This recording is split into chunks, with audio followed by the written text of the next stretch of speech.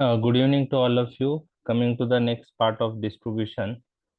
In the last lecture, we have discussed volume of distribution, its clinical significance, redistribution phenomena we have discussed, and then we have discussed about the blood-brain barrier.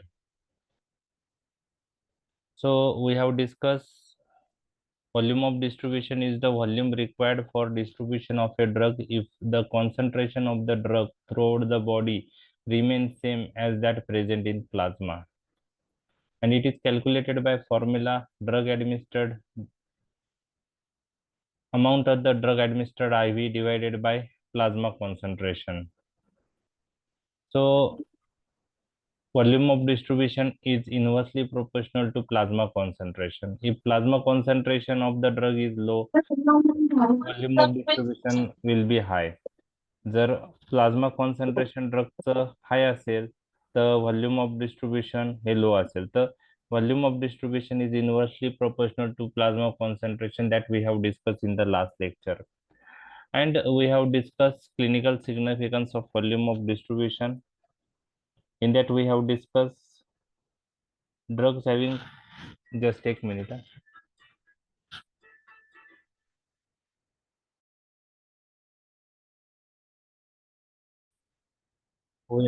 We have discussed clinical significance of volume of distribution. Three clinical significance you have to remember.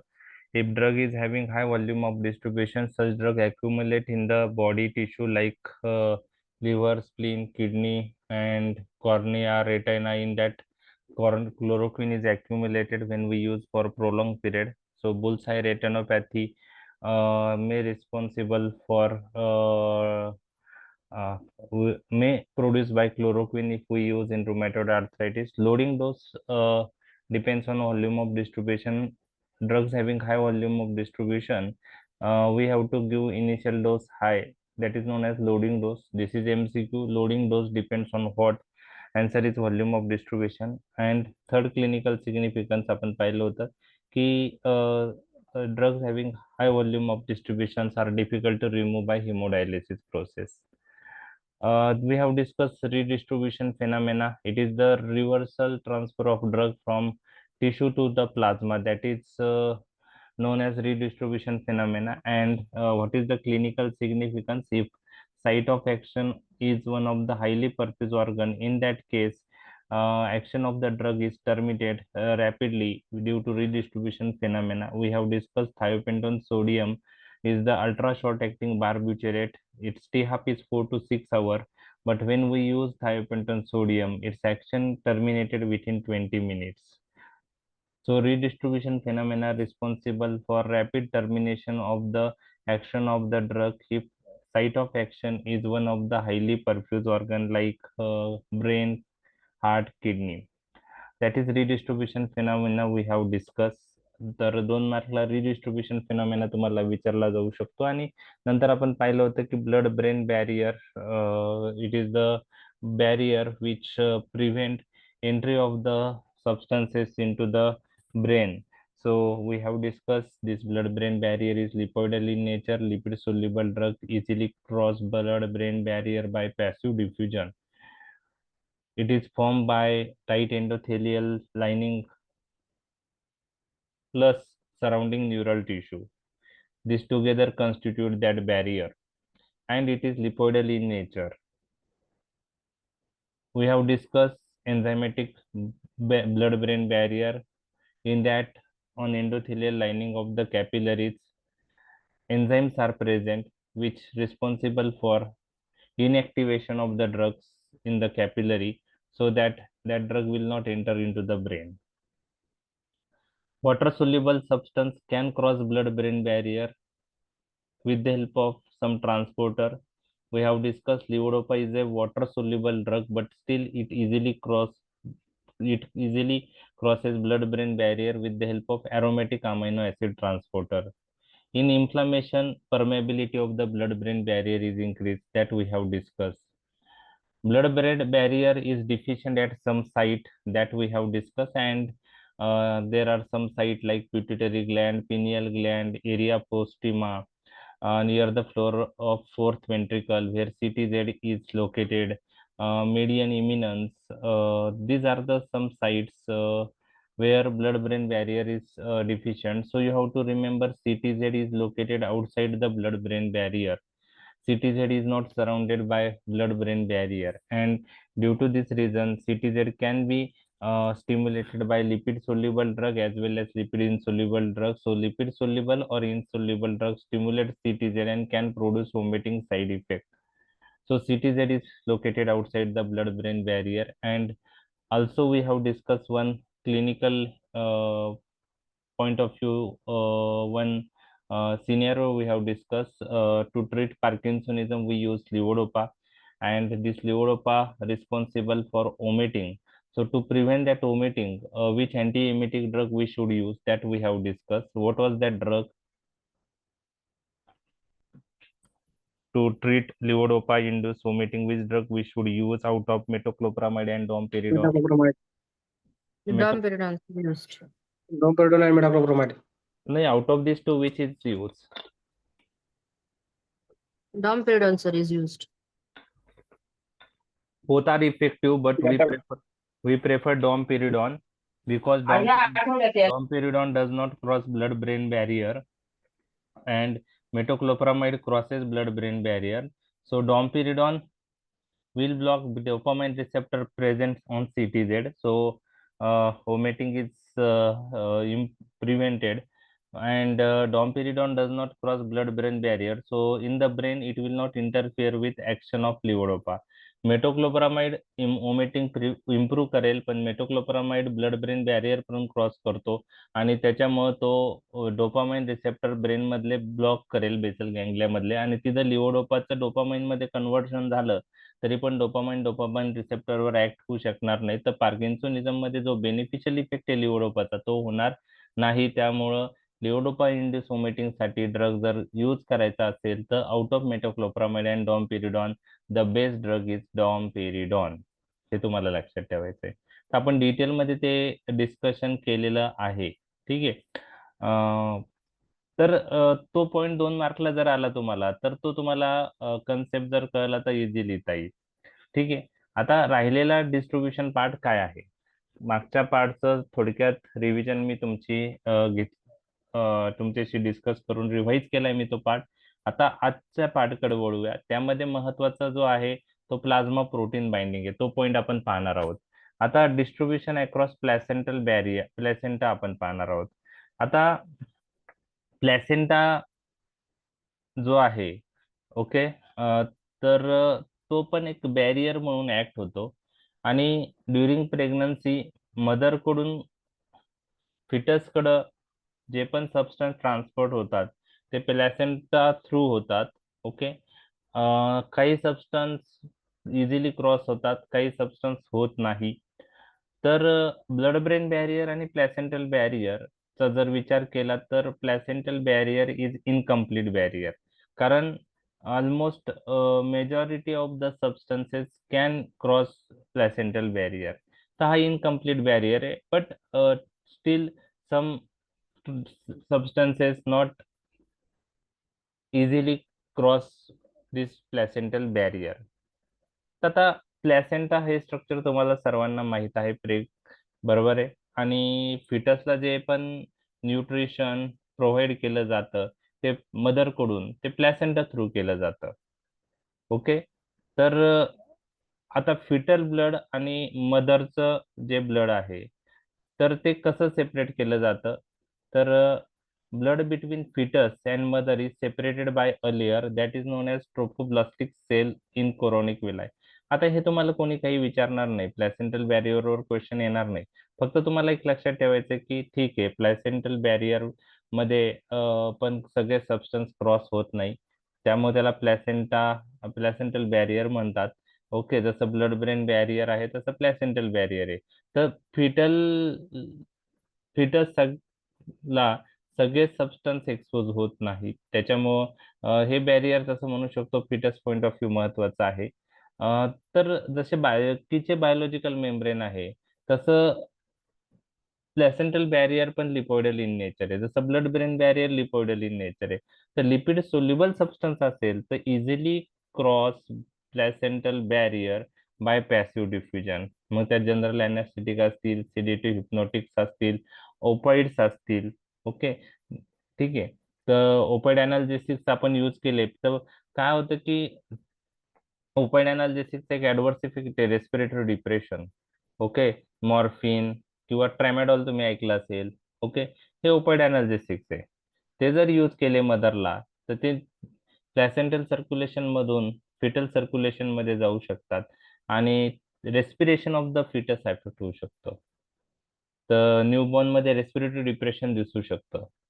Okay, तर lipid soluble substance easily cross placental barrier by passive diffusion, हे तुम्हाला लक्षात ठेवायचं आहे.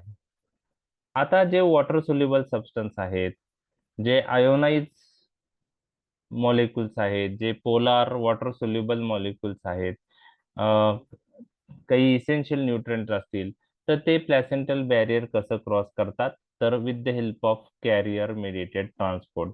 तर even water soluble substance, ionize molecules, polar substance can cross placental barrier with the help of carrier mediated transport system. Some okay, इंटरनेटचा थोडा एक message आला, इंटरनेट इज अनस्टेबल. आवाज नसेल येत तर तसं मला तुम्ही सांगा. ठीक आहे, तर काही अमायनो ऍसिड्स आहे, ग्लुकोज आहे, ते पण प्लॅसेंटा क्रॉस करता ऍक्टिव्ह ट्रान्सपोर्ट सिस्टीमने. इम्युनोग्लोबिलिन पिनोसाइटोसिसने प्लॅसेंटल बॅरियर क्रॉस करतात. तर पहा, वेगवेगळे ट्रान्सपोर्ट प्रोसेस मी जे सेकंड लेक्चर डिस्कस केलंय त्यात हे सगळे वर्ड आलेत: passive diffusion, carrier mediated transport, okay, active transport, pinocytosis. त्या सगळ्या ट्रान्सपोर्ट प्रोसेसने काही ना काही सबस्टन्स हे प्लॅसेंटा क्रॉस करून फिटस मध्ये जातात. बरोबर आहे. तर लिपिड सोल्युबल सबस्टन्स असेल तर पॅसिव्ह डिफ्युजन वापरतील, वॉटर सोल्युबल सबस्टन्स असेल तर कॅरियर मेडिएटेड ट्रान्सपोर्ट आहे, काही सबस्टन्स ऍक्टिव्ह ट्रान्सपोर्ट सिस्टीम वापरतील, काही पिनोसाइटोसिसने ट्रान्सपोर्ट होऊ शकतात, जसे इम्युनोग्लोबिलिन मदरकडून फिटस कडे जातात तर ते पिनोसाइटोसिस प्रोसेसने जातात. त्याप्रमाणे जसं ब्लड ब्रेन बॅरियरवर एन्झायमॅटिक ब्लड ब्रेन बॅरियर पाहिलं, काही एन्झाईम प्रेझेंट असतात, त्यामुळं ड्रगचं तिथं मेटाबोलाइझम होतं आणि ड्रग ब्रेनमध्ये एंटर होत नाही. तसंच काही placenta is also the site where metabolism of some drug occur, and that due to that fetal exposure is minimized. तर तो एक पॉइंट आहे. त्याचप्रमाणे जसं ब्लड ब्रेन बॅरियरवर इफ्लक्स ट्रान्सपोर्टर प्रेझेंट होते, तसंच प्लॅसेंटल बॅरियरवर इफ्लक्स ट्रान्सपोर्टर प्रेझेंट असतात. त्यात पी ग्लायकोप्रोटीन इफ्लक्स ट्रान्सपोर्टर आहे, BCRP breast carcinoma receptor protein, MRP multi drug resistant protein 3, हे सगळे इफ्लक्स ट्रान्सपोर्टर आहे. आता त्याचे लॉंग फॉर्म लक्षात नसले तरी शॉर्ट फॉर्म तुम्ही लक्षात ठेवू शकता. आणि इफ्लक्स ट्रान्सपोर्टरचं काम काय आहे, काही सबस्टन्स मदर कडून फिटस मध्ये एंटर झाले तर इफ्लक्स ट्रान्सपोर्टर परत ते फिटस कडून मदरकडे पाठवतात, त्याला इफ्लक्स ट्रान्सपोर्टर असं म्हणतात. त्याच्यामुळं फिटसला जो एक्सपोजर असतो काही ड्रगचा तो लिमिटेड राहतो. तर that is also important point, efflux transporter. तर हे झालं प्लॅसेंटल बॅरियर आणि कसे सबस्टन्स प्लॅसेंटा क्रॉस करतात कोणकोणत्या ट्रान्सपोर्ट प्रोसेसने. तर जनरली हा इनकम्प्लीट बॅरियर म्हणून कन्सिडर केला जातो. एक मिनिट, एक मेसेज आलाय. व्हॉइस ब्रेक होतोय का परत?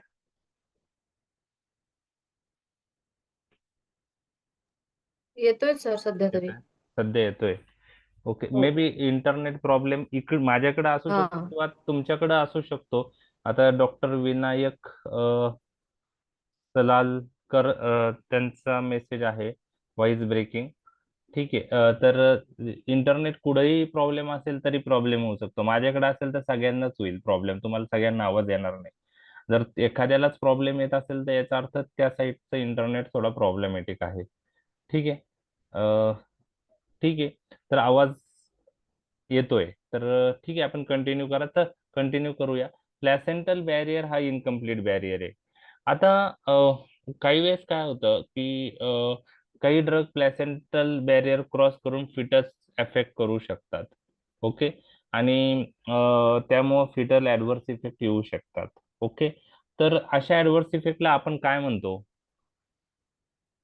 की when we use drug during pregnancy and that drug crosses placental barrier and that drug responsible for toxic effect on the fetus, such adverse Teratogenic effect. yes, that is known as teratogenic adverse effect. So such drug we should avoid during pregnancy.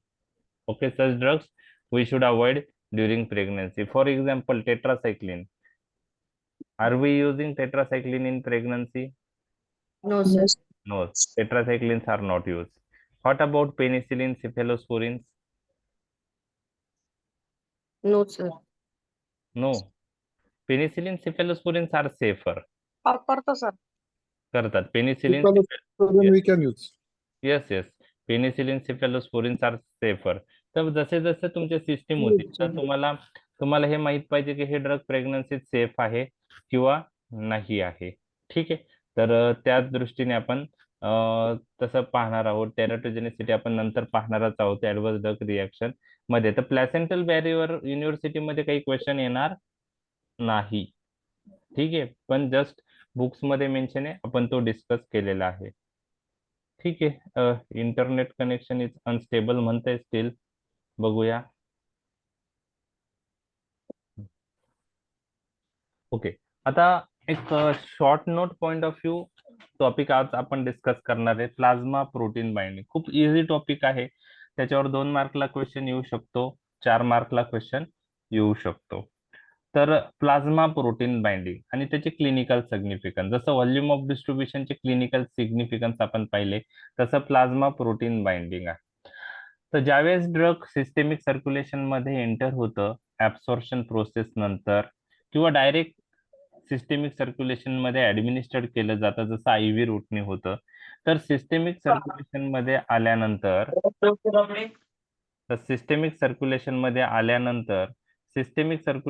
आल्यानंतर काही drug plasma प्रोटीनला bind होतात आणि काही amount ड्रगची free राहते.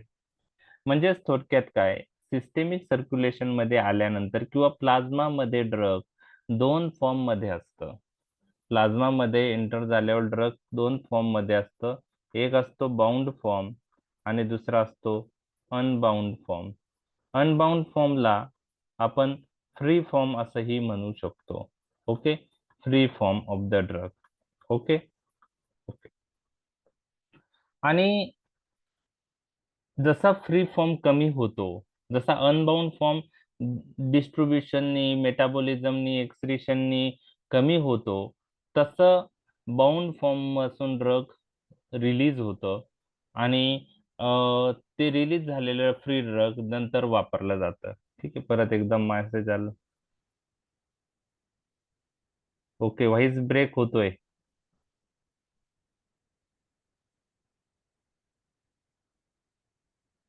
Okay. ठीक आहे. आवाज नाहीच येते का क्लिअर? सर अधूनमधून आवाज येत नाहीये सर. अधूनमधून आवाज येतो. It's okay. ब्रेक होतोय सर. ठीक आहे. मे बी इंटरनेट इश्यू असेल.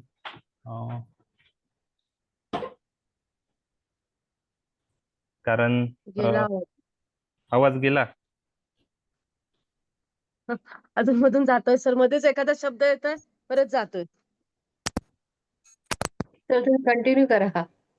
आवाज येतोय. करा सर कंटिन्यू. हो आवाज ना, कंटिन्यू राहू दे. हो, सांगतो आम्ही. खूपच डिस्टर्बन्स झाला तर. कंटिन्यू करा सर. थोडं थोडं होतंय ब्रेक, पण लक्षात येते. हो हो. बरं ठीक आहे.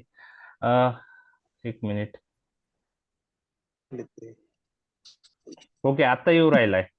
सर थोडस पाठीमागून घेतलं तर प्लाझ्मा आला, प्रोटीन आला. बाइंडिंग. क्लिअर. हा सर. ओके. ठीक आहे. सर बाउंड अनबाउंड पासून परत सुरू करा. ओके. प्लीज. ओके. ओके. जर कुठं आवाज कमी येत असेल तर आपण रिपीट करूया. आता इंटरनेट इश्यू आज आलाय, टेक्निकल इश्यू आहे, त्यात आपल्याला काहीच करता येणार नाही. तर ठीक आहे. अ, जेव्हा आपण ड्रग देतो तर ऍब्सॉर्प्शन झाल्यानंतर ड्रग सिस्टेमिक सर्क्युलेशन मध्ये येतं किंवा आय व्ही रूटच्या बाबतीत ड्रग आपण डायरेक्टली सिस्टेमिक सर्क्युलेशन मध्ये ऍडमिनिस्टर करतो. तर ऍब्सॉर्प्शन झाल्यानंतर किंवा डायरेक्ट ऍडमिनिस्टर केल्यानंतर ड्रग सिस्टेमिक सर्क्युलेशन मध्ये येतं. सिस्टेमिक सर्क्युलेशन म्हणजे ब्लड व्हेसल मध्ये येतं, प्लाझ्मा मध्ये येतं. तर प्लाझ्मा मध्ये ड्रग दोन फॉर्म मध्ये असतं.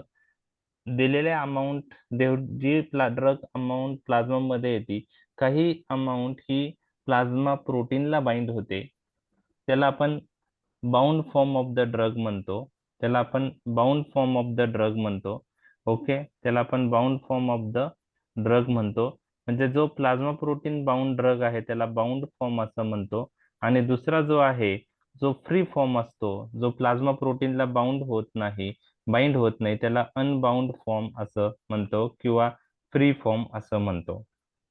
थोडक्यात काय की ड्रग प्लाझ्मा मध्ये दोन फॉर्म मध्ये असतं, प्लाझ्मा प्रोटीन बाउंड आणि दुसरा कोणता आहे, फ्री फॉर्म. ठीक आहे. आता फ्री फॉर्म जो असतो तो ऍक्शन साठी वापरला जातो, डिस्ट्रीब्युशन होऊन. Free form metabolism point of view use होतो, एक्सक्रीट होतो.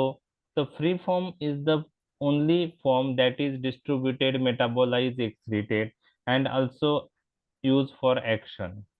मग फ्री फॉर्म प्लाझ्मा मधला जसा कमी होतो तसा बाउंड फॉर्म पासून ड्रग रिलीज होतं, म्हणजे प्लाझ्मा प्रोटीन पासून ड्रग रिलीज होतं आणि फ्री होतं. आणि ते फ्री ड्रग नंतर ऍक्शन साठी वापरलं जातं. काही डिस्ट्रीब्यूट होतं, काही मेटाबोलाइज होतं, काही एक्सक्रीट होतं. म्हणजेच काय की बाउंड फॉर्म हा टेम्पररी स्टोरेज साइड असतो. ओके, आवाज येतोय आता? हो सर येतोय. ओके, हा सर. समजलं एवढा पार्ट, बाउंड आणि अनबाउंड हो. फॉर्म. हो सर. म्हणजे प्लाझ्मा हो. मध्ये ड्रग ओके. आता drug after entry into the systemic circulation, some drugs may bound to the plasma protein. Bound form and free form of drug always remain in equilibrium. जो bound form आहे आणि unbound form हे equilibrium मध्ये असतात. जेव्हा free फॉर्मचं concentration plasma मधलं कमी होतं, ओके, त्यानंतर बाउंड फॉर्म पासून ड्रग रिलीज होतं आणि फ्री होतं आणि ते फ्री ड्रग परत वापरलं जातं. म्हणजेच काय, जे बाउंड फॉर्म आहे तो टेम्पररी रिझर्वायर आहे, हे तुम्हाला लक्षात ठेवायचंय. म्हणजेच प्लाझ्मा मध्ये ड्रग एंटर झाल्यानंतर काही ड्रग प्लाझ्मा प्रोटीनला बाइंड होईल, काही ड्रग तसंच राहतं. तो फ्री फॉर्म ऍक्शन साठी वापरला जातो, डिस्ट्रीब्युशन, मेटाबॉलिझम, एक्सक्रेशन साठी युटिलाइज होतो.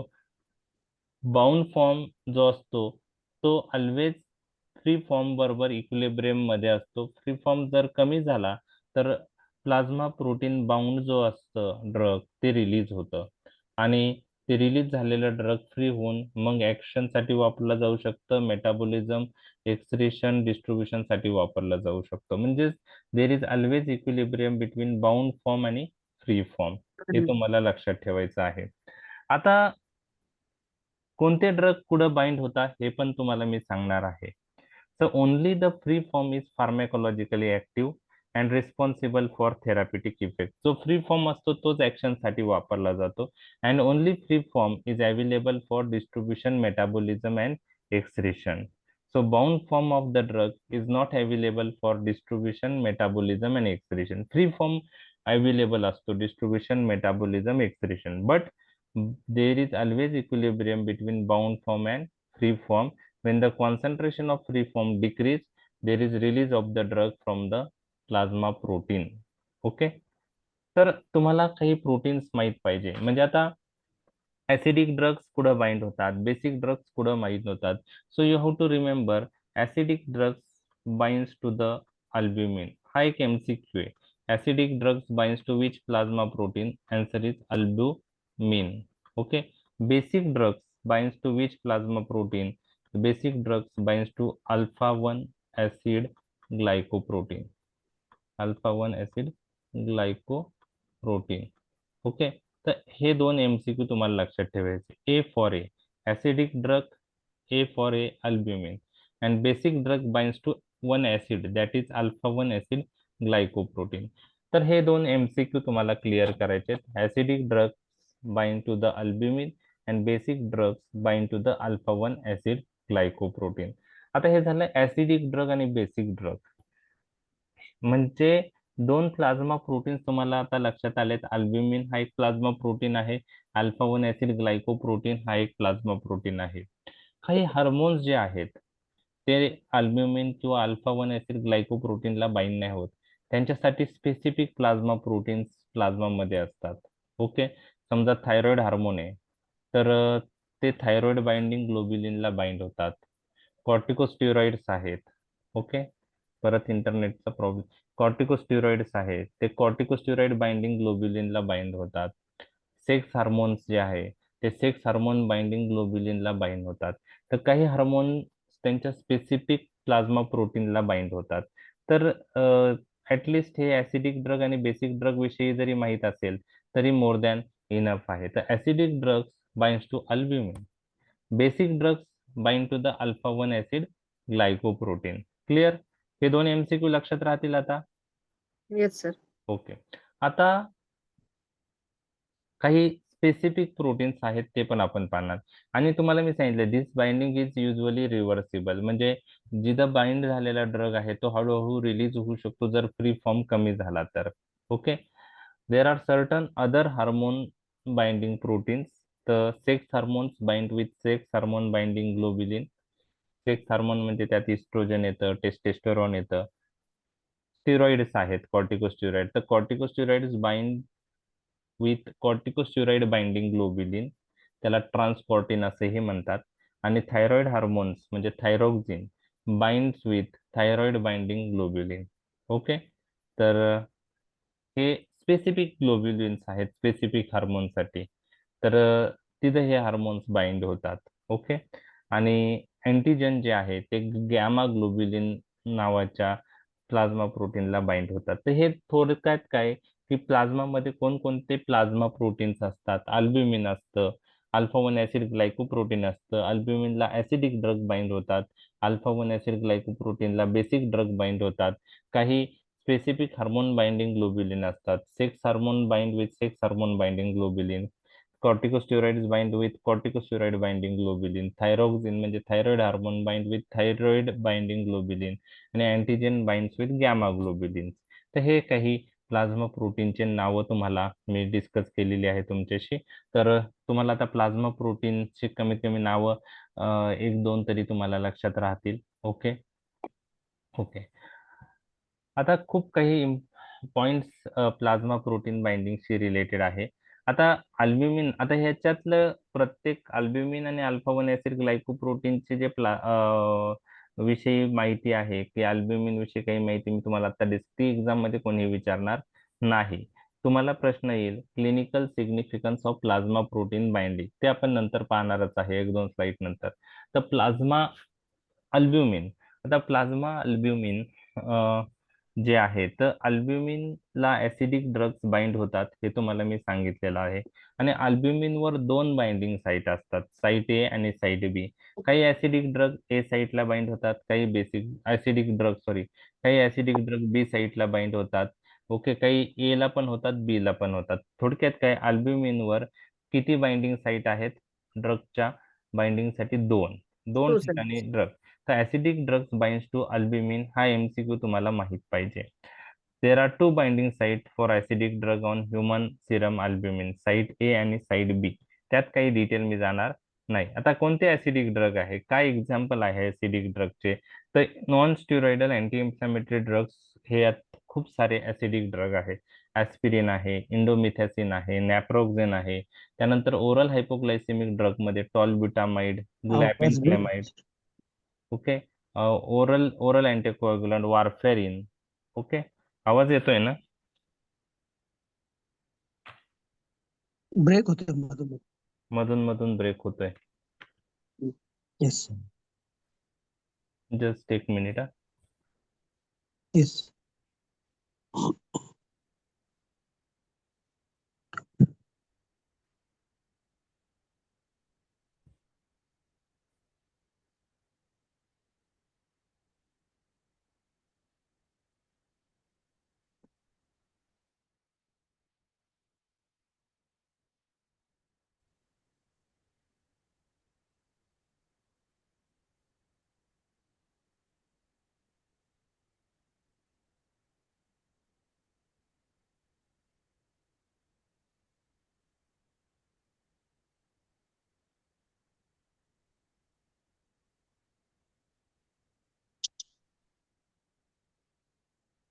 ठीक आहे, कनेक्शन तर आहे, दाखवत आहे. ठीक, तर मे बी कनेक्शन आहे, इंटरनेट आहे, पण त्यामध्ये फ्लक्च्युएशन आज दिसत आहे, त्याच्यामुळे थोडं फ्लक्च्युएशन तुम्हाला थोडा अनुभवायला भेटतंय. तर आपण कंटिन्यू करूया. Yes. काही पार्ट मिस असेल तर रेकॉर्डिंग मध्ये तुम्हाला पूर्ण तो येणारच आहे. ठीक आहे, तर थोडा तुम्हाला ते आता ऍडजस्ट करणं आहे, कारण ज्या अर्थी सगळ्यांना प्रॉब्लेम येतोय त्या अर्थी माझा जो वायफाय त्याच्यातच थोडा इंटरनेट इश्यू असू शकतो. ठीक आहे. ठीक. तर तर जिथं कनेक्ट ब्रेक झाला तिथं मला सांगा, फक्त रिपीट घ्या म्हणून. ठीक आहे, कोणता पार्ट समजा 5-10 मिनिटं कंटिन्यू चालू शकतो एखादा नाही, ठीक आहे सर, स्लाइड आहेत समोर, स्लाइड बघ. ओके. तर ऍसिडिक ड्रग्स कोणकोणते आहेत? तर ऍसिडिक ड्रग्सची नावं तुम्हाला लक्षात ठेवायची असेल तर non steroidal anti inflammatory drugs acidic drug आहे खूप सारे. त्यात तुम्हाला आता ऍस्पिरिन माहिती आहे, इंडोमिथॅसिन माहिती आहे, नॅप्रोक्झेन माहिती आहे. काही ओरल हायपोग्लायसेमिक ड्रग्स सल्फोनामाइड्स आहे, ग्लॅमेन क्लेमाइड आहे. टोलबिटामाइड कोणी आता यूज करत नाही, तो पण सल्फोनिल्युरियाच आहे, फर्स्ट जनरेशन. ओरल अँटीकोएग्युलंट वारफेरिन आहे. तर हे सगळे अल्ब्युमिनला बाइंड होतात. तर मला यामध्ये तुम्हाला लक्षात ठेवायचं आहे की एनसेड्स, ओरल हायपोग्लायसेमिक मधले सल्फोनिलिरिया आणि अँटीकोएग्युलंट मधला वारफेरिन. आता हे काच ना लक्षात ठेवायचंय, तर त्याचं इंटरॅक्शन जेव्हा मी तुमच्याशी डिस्कस करेल त्यावेळेस ते महत्वाचं आहे. आता जर अल्फा 1 ऍसिड ग्लायकोप्रोटीनचा विचार केला तर आपण बघितलंय most of the basic drugs binds to alpha 1 acid glycoprotein. Basic drug मध्ये कोणते ड्रग येतात? ठीक आहे, अनस्टेबलच म्हणता येते इंटरनेट. ठीक आहे, तर बेसिक ड्रग मध्ये कोणते ड्रग येतात? त्यात बीटा ब्लॉकर आहे, प्रॅझोसिन आहे, व्हरापामिल आहे, क्विनिडिन आहे, लिग्नोकेन आहे, बुपिवॅकेन आहे. आता हे बेसिक ड्रगची नावं तुम्हाला लक्षात ठेवणं पॉसिबल नाही. तर सीव्हीएस रिलेटेड काही ड्रग याच्यातले लक्षात ठेवायचे. बीटा ब्लॉकर सीव्हीएस मध्ये आपण यूज करतो, व्हरापामिल आपण यूज करतो, calcium channel blocker, quinidine. Okay. तर काही सीव्हीएस रिलेटेड ड्रगचे नाव बेसिक ड्रगशी रिलेटेड आहे एवढं.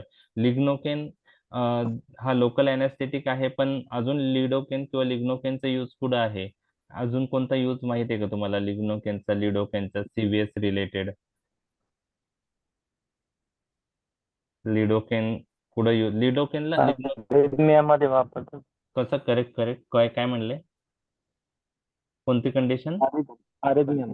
Very good. अरेबियामध्ये. अरेथमिया मध्ये वापरतात. क्विनिडिन पण अरेथमिया मध्ये वापरतात. तर हे सीव्हीएस रिलेटेड ड्रगचे काही बेसिक ड्रग आहे.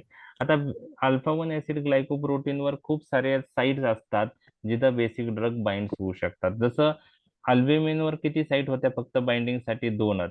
तसं अल्फा 1 ऍसिड ग्लायकोप्रोटीन वर खूप साऱ्या साइट असतात बाइंडिंग साइट आहे. ओके.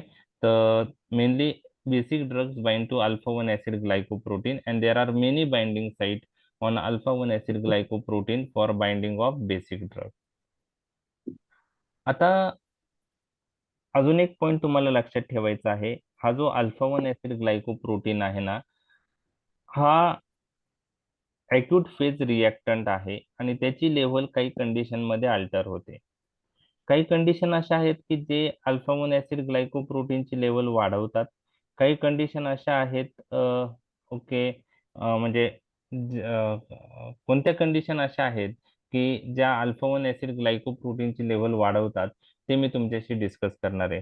तर त्यामध्ये फिजिओलॉजिकल स्ट्रेस असेल किंवा पॅथॉलॉजिकल काही कंडिशन्स असतील, त्यात अल्फा 1 ऍसिड ग्लायकोप्रोटीनची लेवल वाढते. फिजिओलॉजिकल स्ट्रेस मध्ये समजा प्रेग्नन्सी आहे, प्रेग्नन्सीमध्ये अल्फा 1 ऍसिड ग्लायकोप्रोटीनची लेवल वाढते. तर अल्फा 1 ऍसिड ग्लायकोप्रोटीनची लेवल कोणत्या कंडिशन मध्ये वाढते असं तुम्हाला जर कोणी विचारलं तर physiological stress and pathological states मध्ये अल्फा 1 ऍसिड ग्लायकोप्रोटीनची लेवल वाढते. पॅथॉलॉजिकल स्टेट्स म्हणजे काय? ऍक्यूट एमआयचा पेशंट असेल, रुमॅटॉइड आर्थरायटिस असेल, Crohn's disease, inflammatory bowel disease असेल, त्याच्यामध्ये अल्फा 1 ऍसिड ग्लायकोप्रोटीनची लेवल वाढते. तर तुम्ही मला सांगा, अल्फा 1 ऍसिड ग्लायकोप्रोटीनची लेवल वाढल्यामुळं काय होईल? त्याची लेवल वाढली, बेसिक ड्रगचा फ्री फॉर्म कमी अवेलेबल होईल. यस. कोणत्या ड्रगचा? फ्री फ्रॉम मिळणार नाही ड्रग. येस येस, कोणत्या ड्रगचा, ऍसिडिक ड्रगचा का बेसिक जे drug? Basic drug basic basic drug. Okay, Basic basic basic ड्रगचा फ्री फॉर्म काय होईल? कमी होईल. बरोबर आहे. आणि फ्री फॉर्म कमी झाले हम्म. तरी ऍक्शन थोडी कमी होऊ शकते. लक्षात आलं? तर थोडक्यात काय की आता प्रेग्नन्सीचा जर विचार केला, ओके, प्रेग्नन्सी मध्ये अल्फा 1 ऍसिड ग्लायकोप्रोटीनची लेवल वाढते, त्यामुळं बेसिक ड्रगची बाइंडिंग वाढते, त्यामुळं फ्री फॉर्म कमी होतं.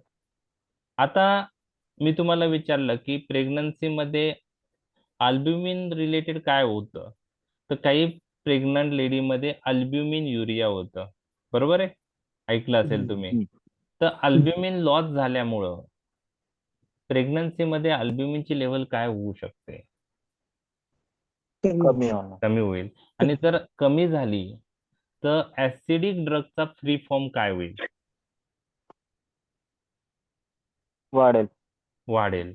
करेक्ट.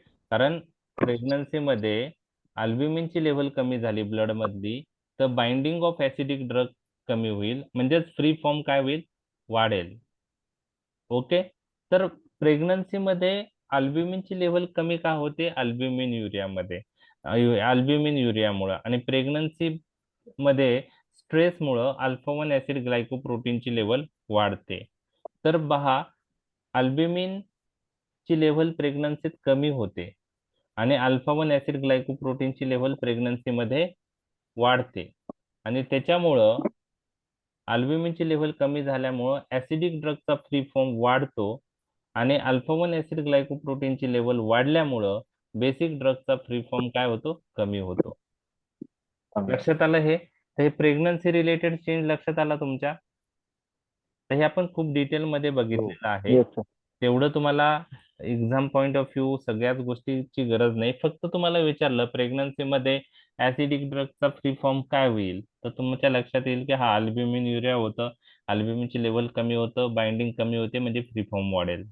बेसिक ड्रगवर काय परिणाम होईल बाइंडिंग पॉइंट ऑफ व्ह्यू? तर प्रेग्नन्सीत अल्फा 1 ऍसिड ग्लायकोप्रोटीन वाढतो, त्यामुळे बेसिक ड्रगची बाइंडिंग वाढेल, तर बेसिक ड्रगचा फ्री फॉर्म काय होतो? कमी होतो. लक्षात आलं? आता clinical significance of plasma protein binding आपण डिस्कस करणार आहोत. Clinical significance of plasma protein binding, आणि हे एक्झाम मध्ये तुम्हाला विचारू शकतात. तुम्हाला 2 मार्कला आलं तर 3-4 क्लिनिकल सिग्निफिकन्स माहित पाहिजे. आता bound fraction is not available for action we have discussed, but we have discussed it is always remain in equilibrium. Okay, it is always remain in equilibrium with free form. Okay, म्हणजे कसं की जेव्हा free form कमी होतो तेव्हा bound form मधून drug release होतं plasma मध्ये, आणि त्यामुळं प्लाझ्मा कॉन्सन्ट्रेशन फ्री फॉर्मचं मेंटेन राहतं. त्यामुळे आपण असं म्हणू शकतो की bound form acts as temporary reservoir, temporary storage site. म्हणजे एखादा प्लाझ्मा प्रोटीन बाउंड ड्रग असेल, समजा आता दिलेल्या ड्रग पैकी 90% ड्रग जे सर्क्युलेशन मध्ये आलं, 90% बाउंड झालं, तर फ्री फक्त 10% वापरलं जाईल. वापरल्यानंतर हे 90%तून हळूहळू रिलीज होणार, परत फ्री बनणार काही फॉर्म, तो वापरला जाईल, परत काही पार्ट रिलीज होणार, तो वापरला जाईल. त्यामुळं बाउंड फॉर्म ऍक्ट्स ॲज ए टेम्पररी रिझर्वायर किंवा टेम्पररी स्टोरेज साईट. त्याच्यामुळे ड्रगची ड्युरेशन ऑफ ऍक्शन काय होईल? वाढेल. एक्सटेंड. वाढेल. म्हणजे highly plasma protein bound drug असेल तर ड्युरेशन ऑफ ऍक्शन काय होते? लॉंग होते. हे तुम्हाला लक्षात आलं. तर बाउंड फॉर्म ऍक्ट्स ॲज ए टेम्पररी स्टोरेज साईट. ओके, आता मी तुम्हाला सांगितलं की जर एखादा drug highly plasma protein bound आहे, ओके, दिलेल्या अमाऊंट पैकी 90% ड्रग प्लाझ्मा प्रोटीन बाउंड आहे, तर 10%च फ्री आहे. आणि हा 10% कशासाठी वापरला जातो? ऍक्शनसाठी, डिस्ट्रीब्युशनसाठी, मेटाबॉलिझमसाठी, एक्सक्रिशनसाठी. जर drug highly plasma protein bound असेल तर अशा ड्रगचं डिस्ट्रीब्युशन काय होतं? कमी होतं. म्हणजे तो कशात राहतो, तो ड्रग कशात राहतो जास्त, प्लाझ्मा मध्येच. लक्षात आलं? तो ड्रग कशात राहतो जास्त, प्लाझ्मा मध्ये, Plasma. कारण डिस्ट्रीब्यूट कमी होतो. बरोबर आहे. मग प्लाझ्मा मध्ये राहतो तर त्या ड्रगचं प्लाझ्मा कॉन्सन्ट्रेशन लो असेल का हाय असेल? काय असेल सर? हाय असेल. काय असेल? मग त्याच्यावरून व्हॉल्यूम ऑफ डिस्ट्रीब्युशन वर काय परिणाम होईल, तर आपण पाहिलं apparent volume of distribution is equal to drug administered by IV route, okay, drug administered divided by plasma concentration, divided by plasma concentration. मग जर highly plasma protein bound drug असेल तर तो प्लाझ्मा मध्येच राहतो, त्यामुळे प्लाझ्मा कॉन्सन्ट्रेशन त्याचं काय असतं, हाय असतं. Yes. जर प्लाझ्मा कॉन्सन्ट्रेशन हाय असेल तर व्हॉल्यूम ऑफ हाय डिस्ट्रीब्युशन काय, कॉन्सन्ट्रेशन. तर प्लाझ्मा कॉन्सन्ट्रेशन हाय असेल लो कमी आहे. तर व्हॉल्यूम ऑफ डिस्ट्रीब्युशन काय असेल, व्हॉल्यूम Low. ऑफ डिस्ट्रीब्युशन काय असेल. असेल, कमी असेल का जास्त, कमी. कमी कमी असेल, कारण इन्व्हर्सली प्रोपोर्शनल आहे ना. प्रपोर्शन. ओके, ठीक आहे.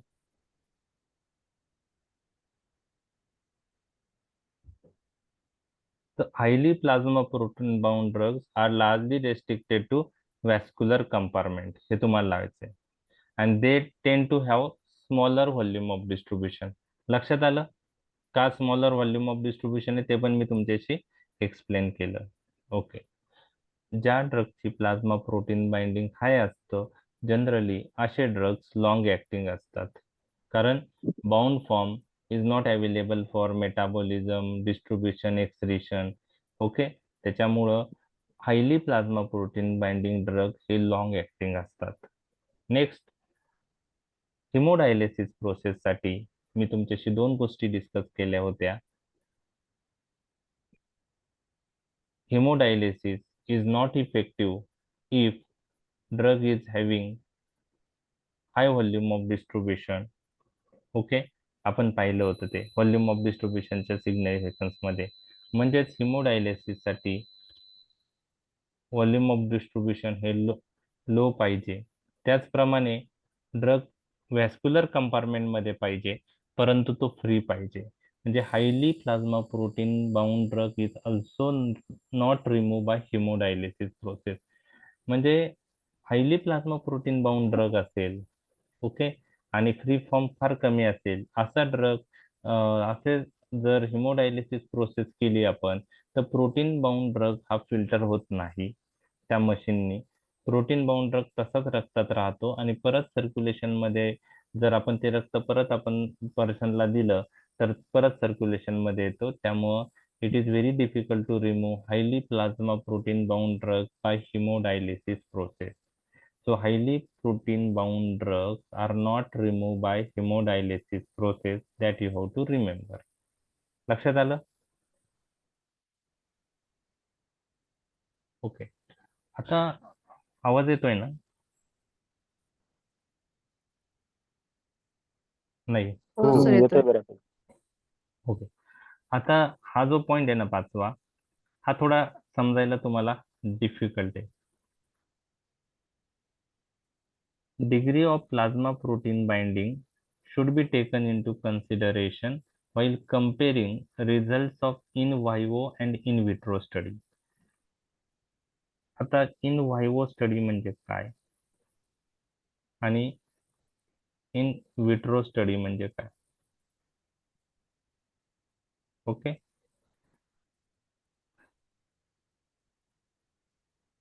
इन व्हायवो स्टडी, आता हे समजा आपण ड्रग मार्केटमध्ये येण्याआधी त्याच्यावर पहिले ॲनिमलवर स्टडी केला जातो.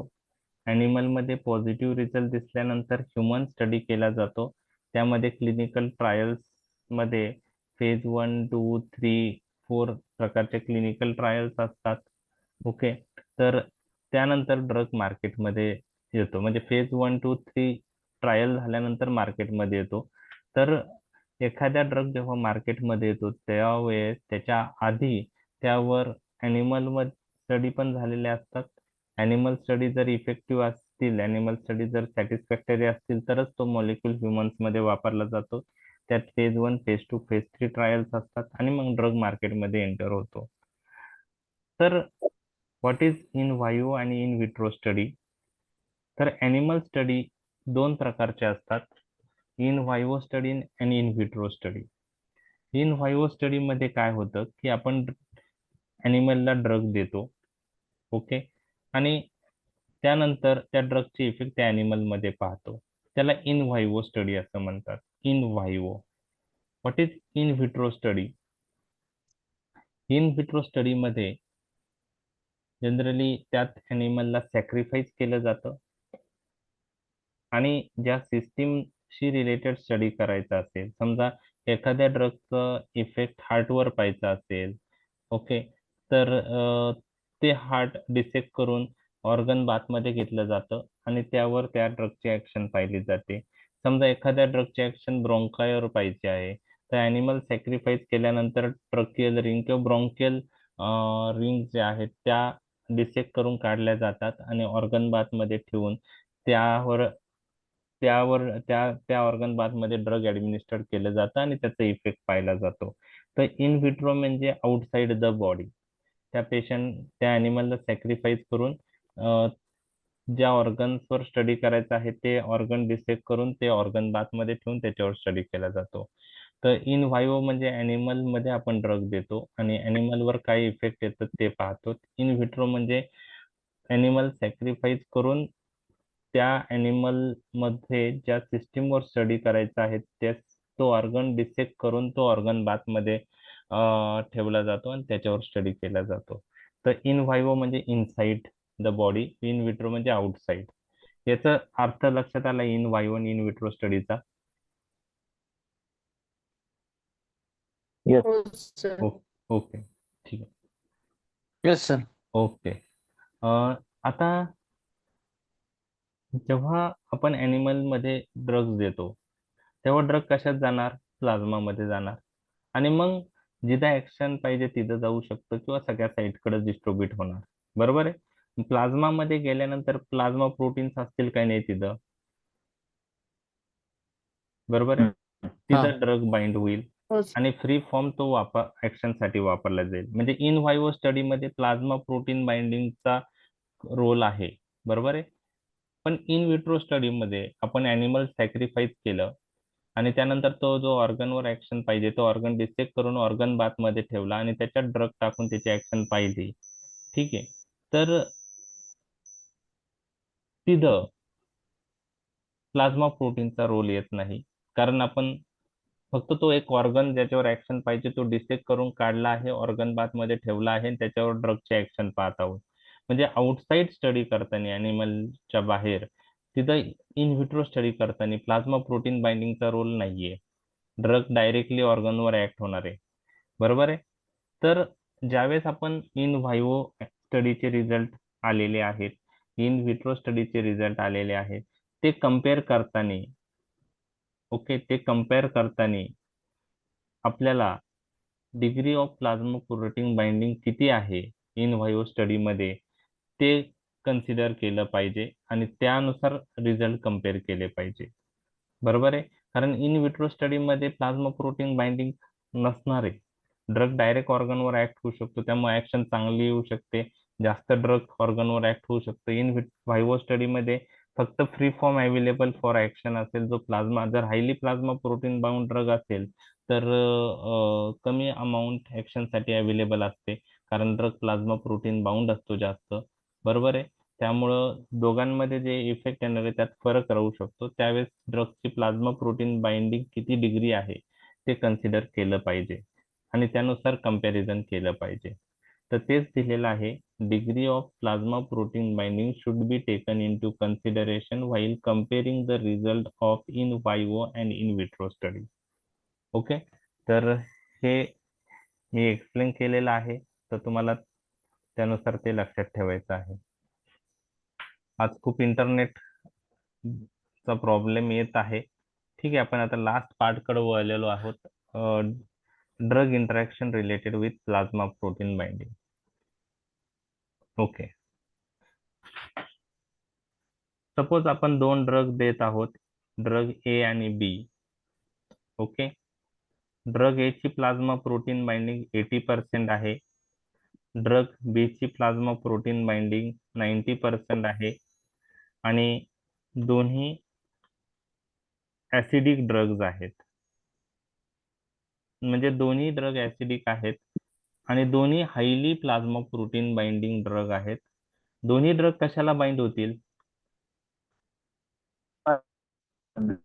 Albumin Albumin. Albumin Albumin. अल्ब्युमिनला bind होतील. अँड सपोज त्यांची साईट ऑफ बाइंडिंग सेम आहेत, ए साईटला बाइंड होत आहे. सो काय होऊ शकतं मग त्यावेळेस? ए आणि बी एकाच साईटला बाइंड होत आहेत अल्ब्युमिनला, त्यावेळेस काय होऊ शकतं? कॉम्पिटिशन. कॉम्पिटिशन होणार. आणि सपोज याच्यात बी स्ट्रॉंग आहे, बी बाइंड झाला अल्ब्युमिनला, तर त्यामुळं ए ची बाइंडिंग काय होईल? अल्ब्युमिनला कमी होईल, कमी. कारण तेवढे अल्ब्युमिनला बाइंड व्हायला जागा नाहीये ए ला, मग ए ची बाइंडिंग कमी होईल. त्यामुळं फ्री फॉर्म एचा काय होईल? एचा फ्री जास्त फॉर्म available. वाढेल. एचा फ्री फॉर्म वाढला म्हणजे त्याची त्याची ऍक्शन्स वाढेल. ऍक्शन वाढली म्हणजे काय होऊ शकतो? साईड इफेक्ट पण वाढू शकतात. बरोबर आहे? लक्षात आलं? लक्षात आलं? लक्षात आलं? Yes. ओके. तर याला म्हणतात drug drug interaction at the level of plasma protein binding site. याला म्हणतात drug drug interaction at the level of distribution. Okay, one drug can displace another drug from the plasma protein binding site, and the free form of another drug will increase, and due to that action of another drug will increase, that may lead to side effect. Okay, for example,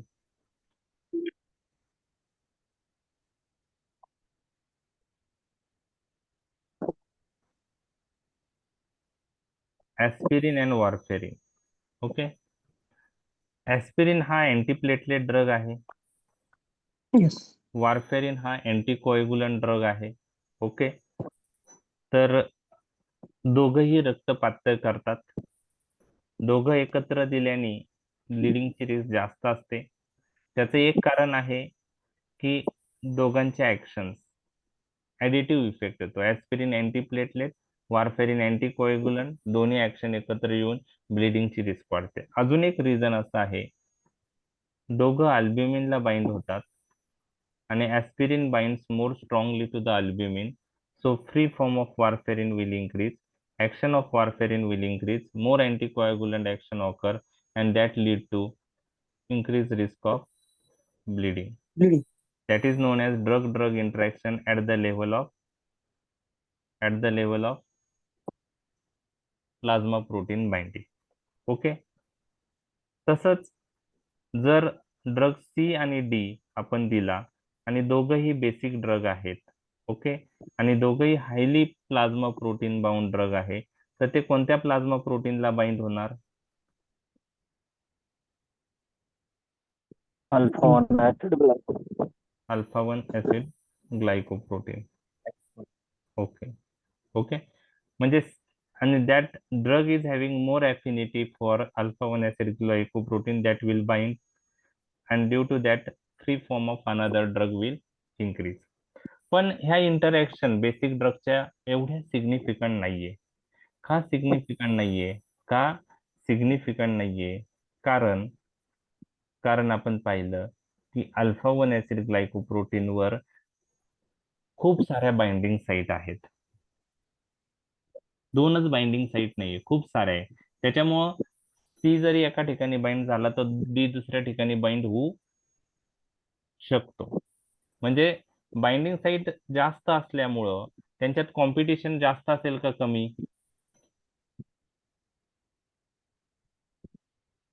binding Repeat. Alpha 1 acid glycoprotein, okay, alpha 1 acid glycoprotein वर binding site खूप साऱ्या आहेत.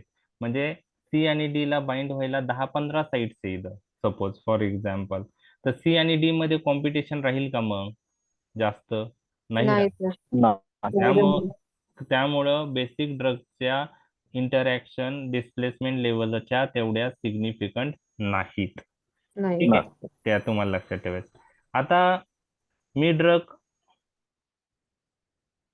ए आणि D use करत आहे. Okay, drug ए हे acidic आहे. Okay, drug D हे बेसिक आहे. मी तुम्हाला सांगितलं one drug can displace another drug, आणि दोन्ही highly plasma protein bind drug आहेत. तर या ए आणि डी मध्ये कॉम्पिटिशन राहील का बाइंडिंग पॉइंट ऑफ व्ह्यू? नाही. नाही राहणार. का नाही राहणार? नाही सर. का नाही राहणार? करेक्ट आहे answer. Both have different binding proteins. Yes, both have different binding site. A bind with albumin and D bind with alpha 1 acid glycoprotein. So for drug interaction, for displacement interaction, binding site should be same. Acidic drug cannot displace basic drug, किंवा basic drug cannot displace acidic drug. तर interaction ही एका acidic ड्रगची दुसऱ्या acidic drug बरोबर असू शकते, एका basic ड्रगची दुसऱ्या basic drug बरोबर असू शकते. पण ऍसिडिक ड्रग आणि बेसिक ड्रग एकत्र दिले तर डिस्प्लेसमेंट इंटरॅक्शन दिसणार नाही. लक्षात आलं तुमच्या? लक्षात आलं? हो सर, आलं. ओके, तर काही एमसीक्यू त्याच्याशी रिलेटेड आहे. इंटरॅक्शन एखादी लक्षात ठेवली तरी चालेल, सगळ्यात लक्षात ठेवणं पॉसिबल नाहीये. ठीक आहे. So drug bound with higher affinity will displace that bound with lower affinity, हे आपण डिस्कस केलं. हे पण आपण डिस्कस केलं for displacement interaction binding side should be same. Binding side should be same. Okay, दुसरा point, acidic drugs do not displace basic drugs because binding proteins are different. Okay, so just take a minute. The overall impact of interaction, generally displacement interaction चा overall impact हा minimal असतो, कारण जो free form झालेला drug असतो, ज्याचा free form वाढलेला आहे, तो ऍक्शन साठी तर वापरला जाऊ शकतो, त्याचप्रमाणे तो डिस्ट्रीब्यूट होऊ शकतो दुसऱ्या साईडला, मेटाबोलाइज होऊ शकतो, एक्सक्रीट होऊ शकतो. त्यामुळं सिग्निफिकंट इंटरॅक्शन ह्या फार कमी आहे, हे तुम्हाला लक्षात ठेवायचं आहे. कोणत्या ड्रग साठी क्लिनिकली सिग्निफिकंट इंटरॅक्शन असू शकतात, हे 2 पॉइंट एक्झाम मध्ये कोणी तुम्हाला विचारणार नाही. ज्या ड्रगची प्लाझ्मा प्रोटीन बाइंडिंग जास्त आहे, 2 ड्रग आपण देतोय, दोघांची प्लाझ्मा प्रोटीन बाइंडिंग जास्त आहे, त्यावरच इंटरॅक्शनचे चान्सेस वाढतात. ज्या ड्रगचा थेरॅप्युटिक इंडेक्स लो आहे. आता हा एक एमसीक्यू मी तुमच्याशी डिस्कस करणार आहे की थेरॅप्युटिक इंडेक्स डिटरमाइन्स व्हॉट. एखाद्या ड्रगचा थेरॅप्युटिक इंडेक्स हाय असणं आणि एखाद्या ड्रगचा थेरॅप्युटिक इंडेक्स लो असणं हे काय डिनोट करतं, तर तुम्हाला एक एमसीक्यू मी तुम्हाला सांगत आहे. Therapeutic index determines what. So therapeutic index determines safety of the drug. Safety of the drug. If therapeutic index of the drug is high, then in that case drug is safe. त्या केस मध्ये drug safe असतो. If थेरॅप्युटिक index ड्रगचा low असेल, याचा अर्थ drug हा unsafe आहे.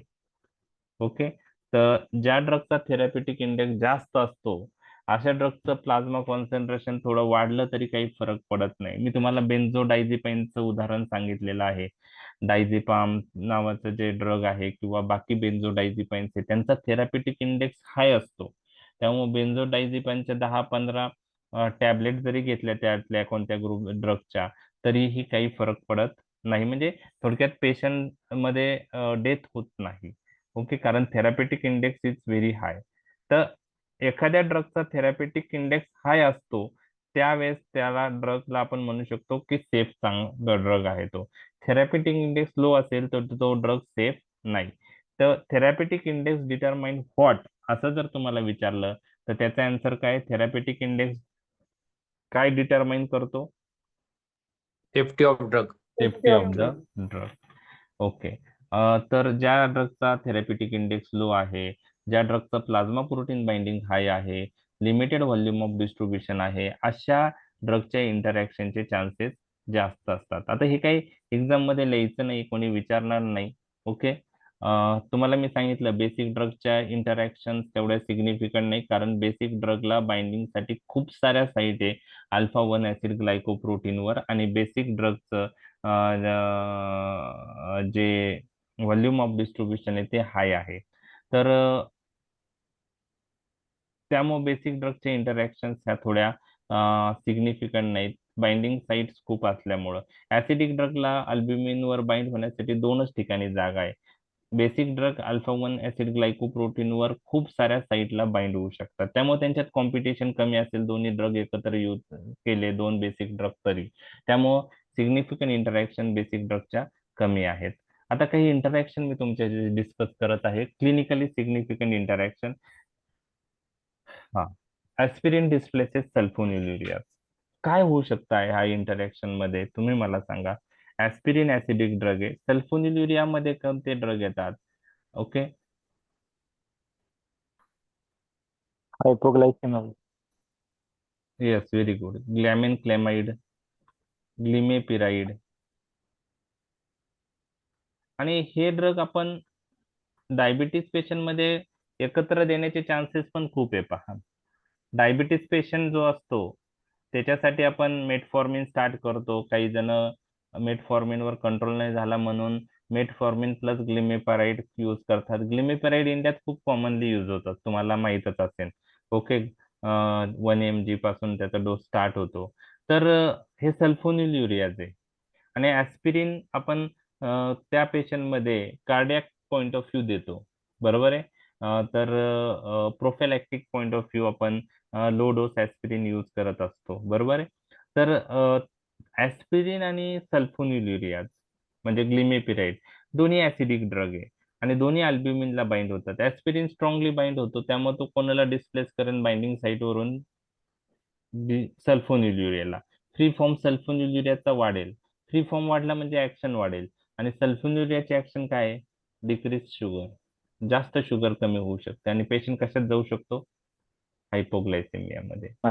म्हणजे तुम्हाला 2 मार्कला कोणी विचारलं की due to use of aspirin along with sulfonylurea there is increase frequency of hypoglycemia, what could be the reason? तर ऍस्पिरिन आणि सल्फोनिलुरियाची इंटरॅक्शन डिस्प्लेसमेंट साईटची ती तुम्हाला क्लिक झाली पाहिजे. ओके. तर 2 मार्कला विचारू शकता. डिफिकल्ट आहे कारण तेवढं exam point of view click होणं तेवढं सोपं नाही. फक्त एक इंटरॅक्शन तुम्हाला. आता तुम्हाला यापैकी इंडोमिथॅसिन माहिती आहे? Pain killer, NSAID. Non steroidal anti. Phenytoin, माहिती. एपिलेप्सी. तर हे दोन ऍसिडिक ड्रग आहे, ते वारफेरिनला डिस्प्लेस करतात बाइंडिंग साईटवरून. अल्ब्युमिनला हे ड्रग बाइंड होतात आणि वारफेरिनला डिस्प्लेस करतात. मग फ्री फॉर्म वारफेरिनचा काय होईल? वाढेल. फ्री फॉर्म वारफेरिनचा वाढला म्हणजे कोणती साईड इफेक्टची रिस्क वाढेल? Bleeding tendency. Bleeding tendency. तर ही इंटरॅक्शन झाली, म्हणजे इंडोमिथॅसिन किंवा फिनिटॉइन वारफेरिनची ब्लिडिंगची रिस्क वाढवतात. तर हे interaction at the level displacement झालं. ओके. आता तुम्हाला सल्फोनामाइड्स माहित असतील. ओके. खूप कॉमनली यूज केले गेलेला अँटीबायोटिक ग्रुप पैकी एक आहे सल्फोनामाइड्स. ओके. ऐकलंय सल्फोनामाइड्स ग्रुप अँटीबायोटिक? क्वाट्रिमोक्झाझोल आहे, क्वाट्रिमोक्झाझोल ऐकलंय तुम्ही? सेप्ट्रॉन वगैरे वापर.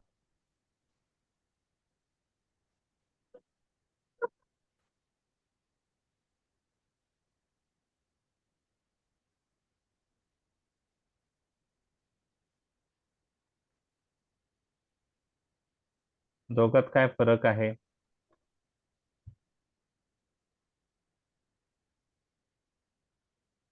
एक अँटी फंगल, एक antibiotic. Very good. Anti fungal कोणता आहे? हा, क्लोट्रिमॅझोल जो आहे तो अँटी फंगल आहे. याच्यात खूप कन्फ्युज होतं. आणि क्वाट्रिमोक्झाझोल हा अँटीबायोटिक आहे, बरोबर? ओके. अँटीबायोटिक. ओके.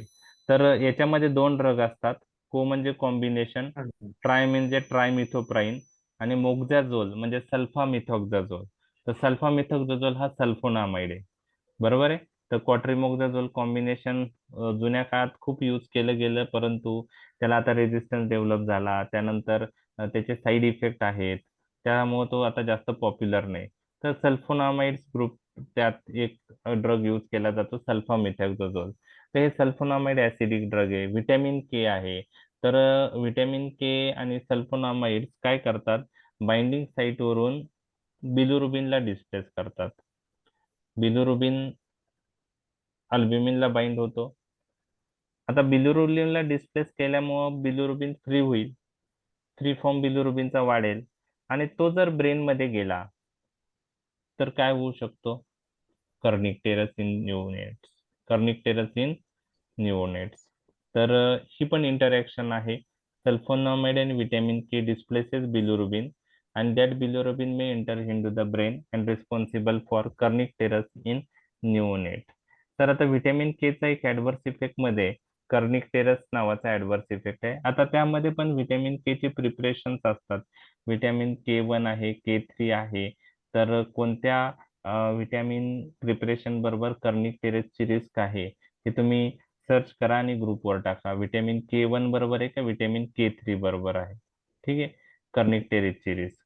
ओके, तर हे काही इंटरॅक्शन मी तुमच्याशी डिस्कस केलेल्या आहेत. तर हे झालं plasma protein binding. Aspirin displaces methotrexate. Methotrexate नावाचा ड्रग ऐकलाय तुम्ही? हो. कुठं यूज होतं? Rheumatoid arthritis. Yes, Cancer. Rheumatoid arthritis मध्ये इम्युनोसप्रेशन म्हणून यूज होतो.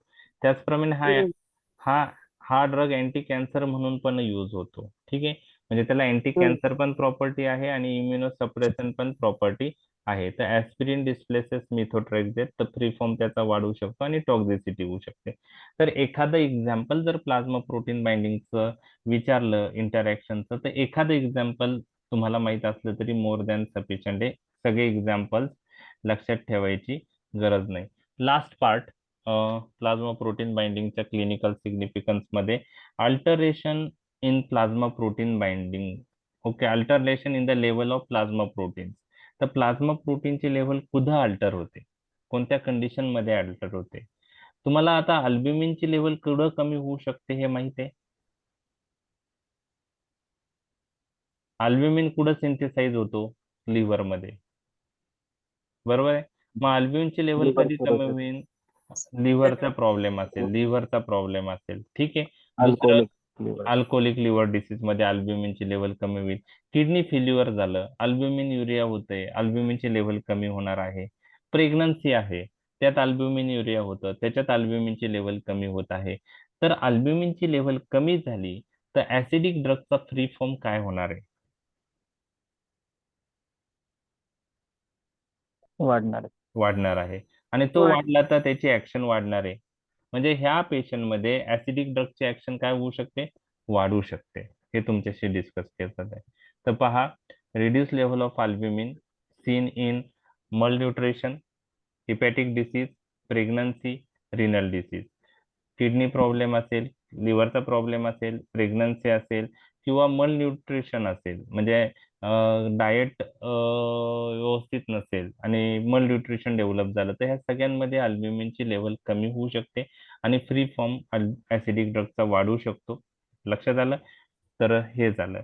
त्यानंतर दुसरं आहे अल्फा 1 ऍसिड ग्लायकोप्रोटीन. त्याची लेवल कधी वाढते मी तुम्हाला सांगितलेलं आहे. Physiological stress and pathological state. Physiological stress म्हणजे कोणतं कंडिशन सांगितली? प्रेग्नन्सी. ओके, आणि पॅथॉलॉजिकल स्टेट म्हणजे चा पेशंट असेल, क्रॉन्स डिसीजचा पेशंट असेल, रुमॅटॉइड आर्थरायटिसचा पेशंट असेल, त्यातही अल्फा 1 ऍसिड ग्लायकोप्रोटीनची लेवल वाढते. मग अल्फा 1 ऍसिड ग्लायकोप्रोटीनची लेवल वाढली तर free form of basic drug काय होणार आहे? अल्फा 1 ऍसिड कमी होणार आहे. आणि फ्री फॉर्म कमी झाला, फ्री फॉर्म कमी झाला तर त्याच्या बेसिक ड्रगची ऍक्शन काय होणार आहे? कमी होऊ शकते. लक्षात आलं? ओके, तर काही वेळेस प्लाझ्मा प्रोटीन अल्टर होऊ शकतात. त्या कधी कधी अल्टर होऊ शकतात ते तुम्हाला मी डिस्कस केलंय. तर आपला टॉपिक झालेला आहे. खूप सारं डिस्टर्बन्स आज आला internet इश्यूमुळं.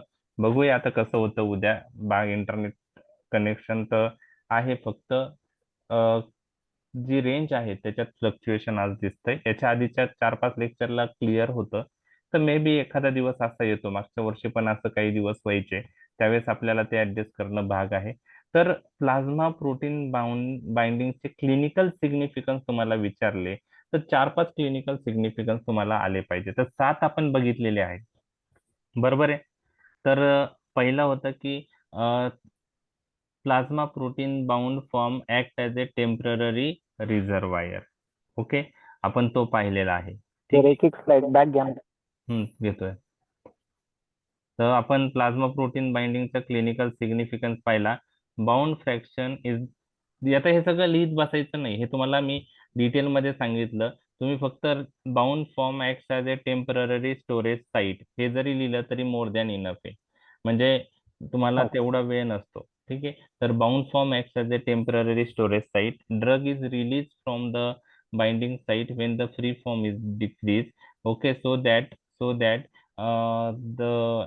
the action of the drug will increase. Okay, the bound form acts as a temporary storage site.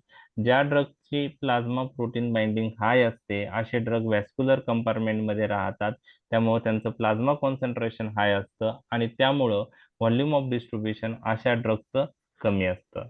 म्हणजे हायली प्लाझ्मा प्रोटीन बाउंड ड्रगचं व्हॉल्यूम ऑफ डिस्ट्रीब्युशन हे स्मॉल असतं, हे तुम्हाला लक्षात ठेवायचं आहे.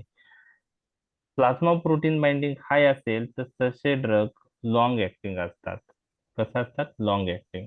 हाय plasma protein bound drugs are difficult to remove by haemodialysis process. चौथं, बरं का, ते 3 झाले, चौथा तो होता 3 आणि 4. पाचवा, degree of plasma protein binding should be taken into consideration while comparing results of in vivo study with in vitro study. Okay, आपण पाहिलाय. 6 clinical significance, displacement interaction. For displacement interaction, binding site should be free. Acidic drug displaces acidic drug, basic drug displaces basic drug, acidic drugs do not displace basic drug. Clear? म्हणजे interaction displacement interaction ही 2 acidic drug मध्ये दिसू शकते किंवा 2 basic drug मध्ये दिसू शकते, पण acidic आणि बेसिक ड्रग मध्ये दिसणार नाही, कारण त्यांची बाइंडिंग साइट डिफरंट आहे. So for displacement interaction binding site should be same. Acidic drug अल्ब्युमिनला बाइंड होतात, त्याच्यावर 2 बाइंडिंग साइट आहे. बेसिक ड्रग अल्फा 1 ऍसिड ग्लायकोप्रोटीनला बाइंड होतात, त्याच्यावर खूप साऱ्या बाइंडिंग साइट आहे. त्यामुळे डिस्प्लेसमेंट इंटरॅक्शन कोणत्या ड्रग साठी जास्त दिसून येतात? ऍसिडिक ड्रग साठी, कारण बाइंडिंग साइट फक्त 2 आहे, त्यामुळे कॉम्पिटिशनचे चान्सेस असतात. इंटरॅक्शन सिग्निफिकंट कधी असतात? जर प्लाझ्मा प्रोटीन बाइंडिंग जास्त आहे ड्रगच्या दोन्ही, लो थेराप्युटिक इंडेक्स आहे आणि स्मॉलर व्हॉल्यूम ऑफ डिस्ट्रीब्युशन आहे त्याच्यासाठी. त्यानंतर डिस्प्लेसमेंट इंटरॅक्शन नंतर 7वा पॉइंट आपण पाहिला की प्लाझ्मा प्रोटीनची लेवल कधी अल्टर होते, अल्ब्युमिनची लेवल कधी कमी होते. आपण पाहिलं malnutrition, liver disease, renal disease, pregnancy, त्यात अल्ब्युमिनची लेवल कमी होते आणि लेवल कमी झाली तर free form of acidic drug वाढेल, त्याची ऍक्शन वाढेल. याच्या विरुद्ध अल्फा 1 ऍसिड ग्लायकोप्रोटीनची लेवल कधी वाढते, अल्ब्युमिनची लेवल कधी कमी होते ते आपण पाहिलं. आणि अल्फा 1 ऍसिड ग्लायकोप्रोटीनची लेवल कधी वाढते तर फिजिओलॉजिकल स्ट्रेस म्हणजे प्रेग्नन्सी आणि पॅथॉलॉजिकल स्टेट जसं MI आहे, रुमॅटॉइड आर्थरायटिस आहे, क्रॉन्स डिसीज आहे. डिसीज कंडिशन मध्ये अल्फा 1 ऍसिड ग्लायकोप्रोटीनची लेवल वाढते, त्यामुळे bound form of the basic drug increase होतो आणि फ्री फॉर्म हा कमी होऊ शकतो. तर प्रेग्नन्सी मध्ये 2 वेगळ्या गोष्टी घडतात. अल्ब्युमिनची लेवल प्रेग्नन्सी मध्ये कमी होते आणि अल्फा 1 ऍसिड ग्लायकोप्रोटीनची लेवल प्रेग्नन्सी मध्ये वाढते. हे अच्छा. तुम्हाला MCQ पॉइंट ऑफ व्ह्यू लक्षात ठेवायचं आहे. तर डिटेल मध्ये आपण टॉपिक डिस्कस केलेला आहे. ओके, उद्या आपण बायो ट्रान्सफॉर्मेशन टॉपिक बघूया.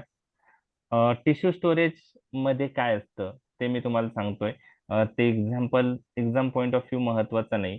काही ड्रग हे टिश्यू प्रोटीन्सला बाइंड होतात आणि तिथं स्टोअर होऊ शकतात.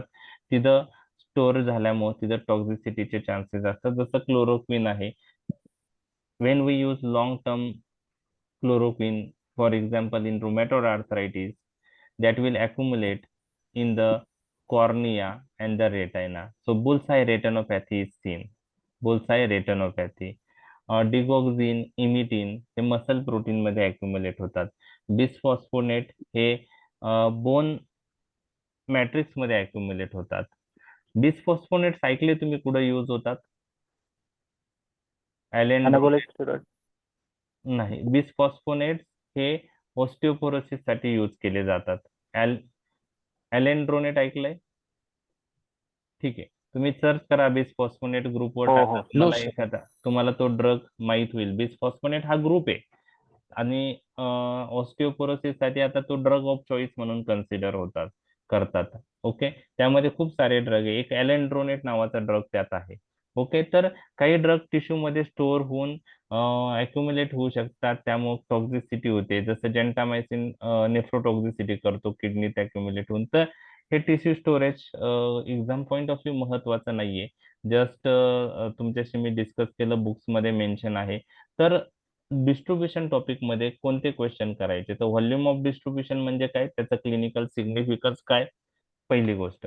दुसरं प्लाझ्मा प्रोटीन बाइंडिंग काय, त्याचं क्लिनिकल सिग्निफिकन्स काय, हे महत्वाचे क्वेश्चन. तिसरं रिडिस्ट्रीब्युशन फेनॉमेना म्हणजे काय आणि तो कोणता ड्रग दाखवतात आणि त्याचा क्लिनिकल सिग्निफिकन्स काय, बरोबर.